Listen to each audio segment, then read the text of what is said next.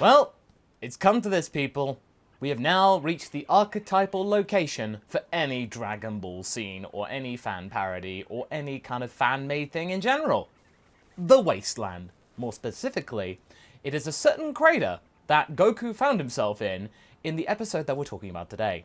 And that is, of course, from Dragon Ball Z Abridged, episode 34 is what we're talking about today.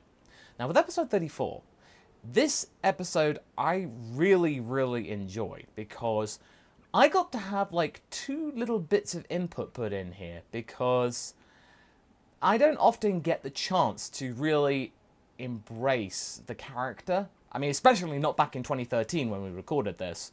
Nowadays, though, I get a little bit more input because Kaiser and I, we tend to figure out what Goku would do and say. We have a really good, like, kind of repartee with Goku. I mean, to be fair, we've been voicing that character together, you know, directing for a long time. I've been voicing this character for 11 years. Well, I mean, more than 11 years if you include the original DBZ movies that Lanny, Vegeta, and I parodied. But the main thing I think you all remember is, I'm on the highway to Hillful. I mean, now a bit louder than it was in the actual episode, if you go back to it, you know, with the link up top, as I often do with these top 24 videos. But I really got the chance to use it because I just recorded it because it was like, oh, hey, cool. It's the driving cars episode that we're parodying. So why don't we do something like that? Back in 2013, I didn't really think I would ever get the chance to include a line in DBZA, and lo and behold, I did. And that was really, really cool. Not to mention all the different types of jokes in there, because that is where the whole thing about Goku not liking grape-flavored things came around. Is that grape-flavored? I don't like grape. Just that kind of thing. Just being a petulant kid to Trunks who's trying to impart this information. And then, well, it's bacon-flavored.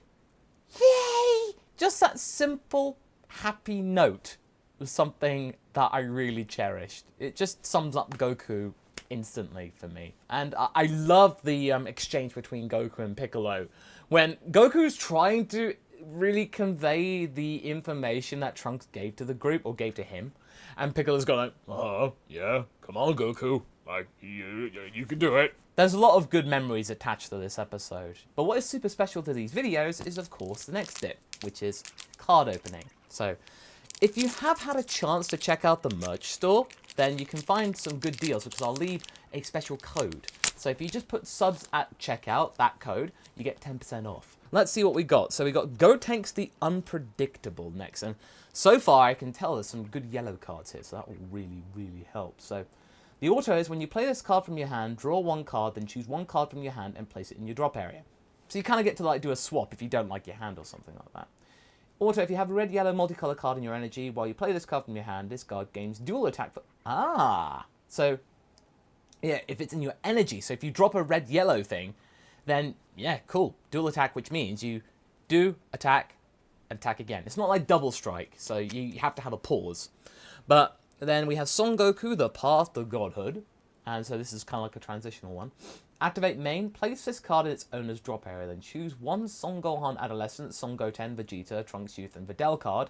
That's the little special trait thing, or the character.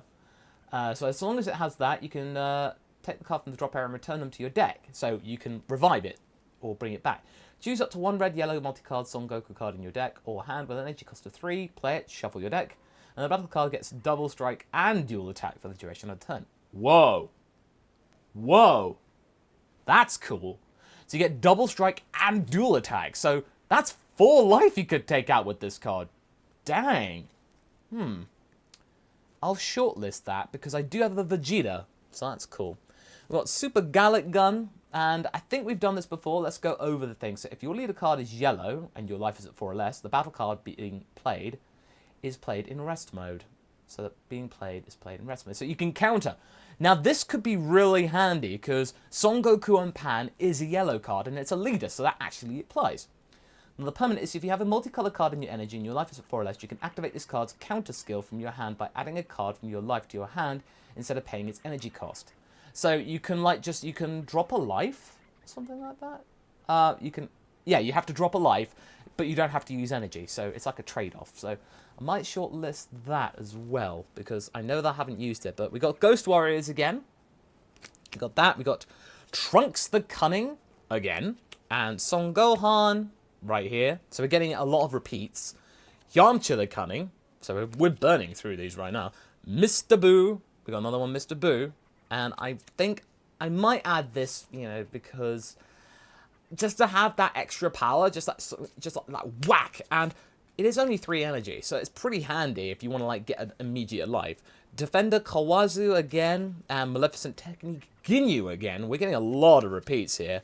Dr. Revo's Lab, and I think the last one we have here is, ooh, it's a rare, and it's the Dark Planet. And this one I've not seen before. It's a rare, and this is a field card, like Dr. Wheeler's Lab. When this card is placed in a battle area, choose up to 1 Ghost Warrior card in your deck, add it to your hand, and shuffle your deck. So this is like a search card. If your leader card is a Black Machine Mutant card, at the end of your turn, place 2 cards on the top of your deck in the drop area. So I think it means if you know that you're going to get certain cards, you can like just burn through them quickly. Or if you haven't got those cards, you can get something quickly. And then we're back to Gotenks the Unpredictable. Well, okay. So we got a lot of repeats, none of which that I was really looking into, except that Mr. Boo one.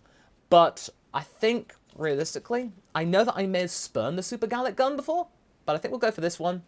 And then we'll go for Son Goku, the Path to Godhood, because I think this could be really handy. They're both yellow cards, and we need a bit more yellow cards. But the Double Striker Dual Attack, that's really handy. And I know that we've got a Goten, definitely a Vegeta. So, yeah, so we've got some of that in there. So some along as it's in the drop area. So I have to use the Vegeta to be able to use this. So that's the catch. So tomorrow what we'll do, we'll go through the entire deck that we got thus far at the halfway point and see what we have. So we might have at least 24 cards in our deck, I think. Maybe 25, halfway. But let's now move on to the Lego Advent Calendar to see what we pull out of that one. So we'll see you guys tomorrow, and just take care, everyone. Catch you later.